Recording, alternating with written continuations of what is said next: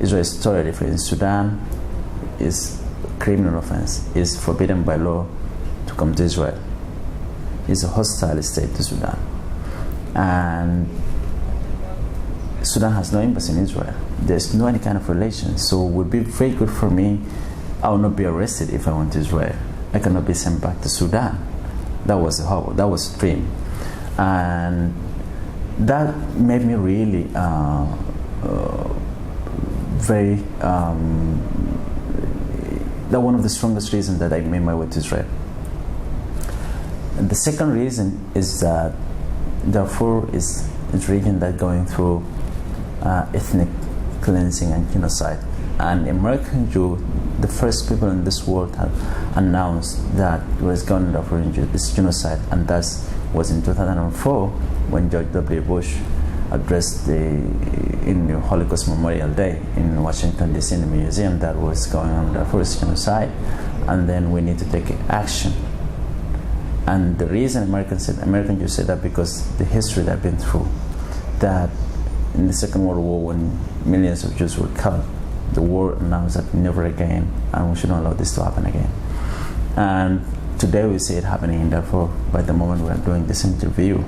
And they see, according to their values, their ethics, that they can't just let it go that way. And it is their responsibility to make something about it. And I believe that this is a Jewish value. We have really I'm not comparing what happened in the Holocaust. It's the same what's happening today in Darfur, but at least there are very common points that the same ideas, the same totalitarian views that led to Holocaust are the same in Sudan that led to genocide in Darfur. So we can learn from the Jewish history, and also the Jewish are the only people that in this planet can understand what does it mean someone is going through genocide, and if there is any person that can give or be welcome, can welcome people fleeing genocide, are Israelis and Jewish people, and unlike any other country in this world. And that's why I've decided to come across the border, because of those two reasons. And crossing the border and coming to Israel, isn't that something really easy? It's kind of a risk, someone is going through the border in an illegal way without documents and deciding to cross the border. There are Egyptian guards. Forget about Sinai and Bedouins. But again, let's say I escaped and I succeeded to go through Bedouins and then making it to the border. Then you have Egyptian guards, they can shoot, they can arrest, they can do whatever. And then beside that also you have Israeli border. We weren't very sure that we can cross the border and make it to Israel, but at least we have that hope that if we made it to Israel, then we'll have a safe place. And then even though it's really very slim opportunity and chance to make it to Israel, but we decided to make it because anyway we were in danger and we're fleeing really fear, and we need to make it anyway. If we're being killed in the border, then that's it, but there's a chance to make it. And so we've decided to cross the border. I decided to cross the border. I crossed the border and I came to Israel.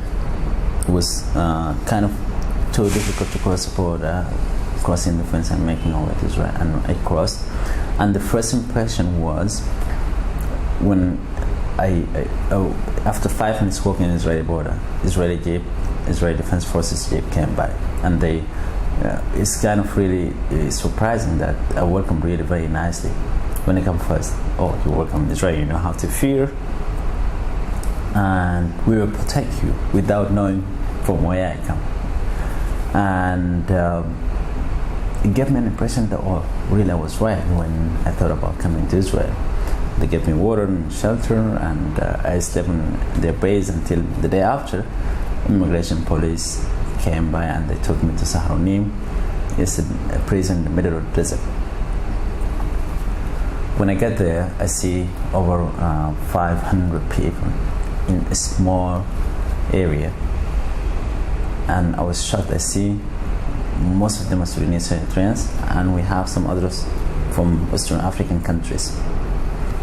And I started to ask people there when I get the first 4 days. I started asking, why are you here?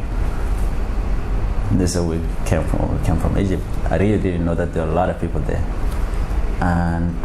But then, until when you were staying in the prisons, some people were saying, oh, we don't know really. I saw many people having 8 months, 6 months, like some people having even 1.5 years. And when I asked them, okay, but what are the procedures? Like, what do you have to go through to make it, and nobody can tell anything. And I started to ask the police. Officer, okay, but I'm here in Israel, and I'm fleeing Darfur, and I have 1, 2, 3. They said, no, we don't care about this.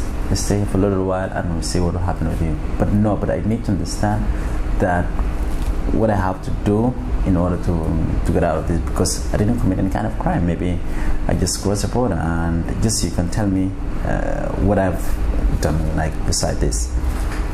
And they say no. But I said no, that's not for me, because again, this is a prison.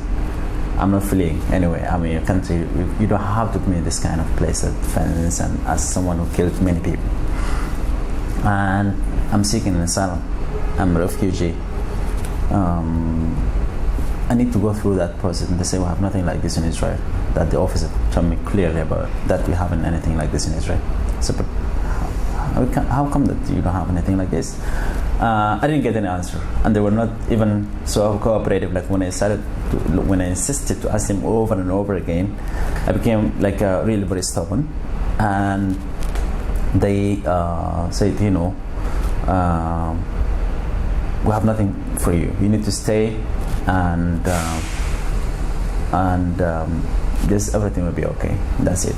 And after 2.5 months, nothing changed. We organized a kind of hunger strike in prison, and I have an honor to be able to take part in that. And for 2 days, and then they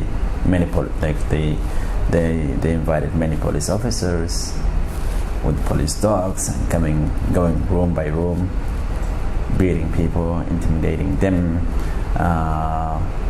with police dogs, and it's real torture. Like police beating you just because you don't eat. You are in hunger strike. I don't want your food.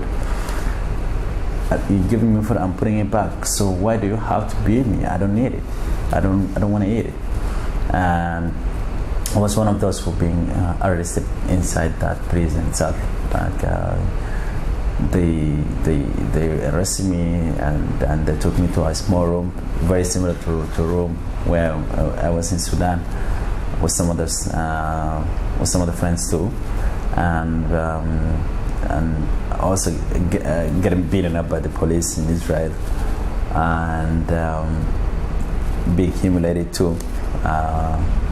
And then after they transferred me from that prison, from that section to another one.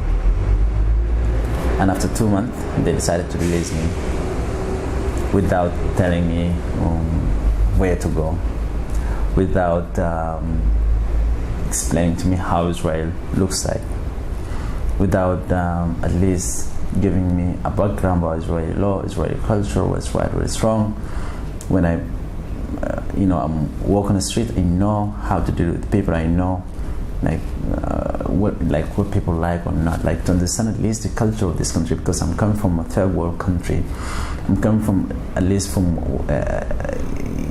conflicted area, that war zone, and maybe my behavior will be a little bit different than civilized society. At least they need to give me some information about that, but that didn't happen. And I didn't know anybody in Israel, no friends, no family, nobody. And then immediately they took me with their minibus to Beersheba, and then from Beersheba they gave me a bus ticket to Tel Aviv. Like they didn't give me a bus ticket to Brias, they didn't give me a bus ticket to Eilat, somewhere else, just to Tel Aviv.